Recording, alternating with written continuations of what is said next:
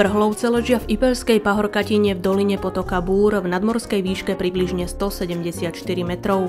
Obec vznikla zlúčením horných a dolných Brhloviec v roku 1952.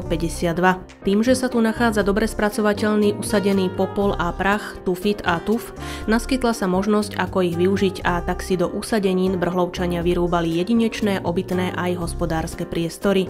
V 19. storočí sa stalo kamenárstvo najdôležitejšou formou existencie tunajších ľudí. Kamenné obydlia v Brhlovciach patria medzi pamätihodnosti okresu Levice. Niektoré sú doteraz obývané a patria od roku 1983 do prírodnej rezervácie ľudovej architektúry.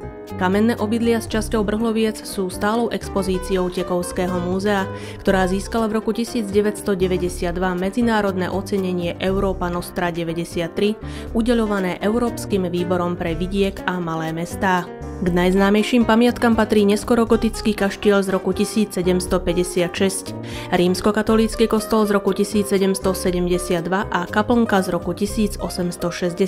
V chotári obce v roku 1902 Andrej Kmeď objavil kostru mamuta, ktorú umiestnil v Slovenskom národnom múzeu v Martine. Našiel sa aj hromadný nález bronzov z mladšej doby bronzovej, rímsko-barbarské sídliskové nálezy a slovanské kostrové pohrebisko z 10. až 11. storočia. Ak teda chcete na Slovensku vidieť netypickú a zvláštnu architektúru, Brhlovce vás určite nesklamú.